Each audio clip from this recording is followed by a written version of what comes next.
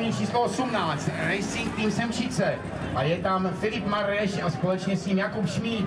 No a určitě poznáváte Škoda Favorit. Škoda Favorit, chlapi.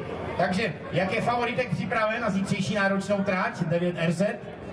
No, to se uvidí už zítra na trati. Doufáme, že dobře.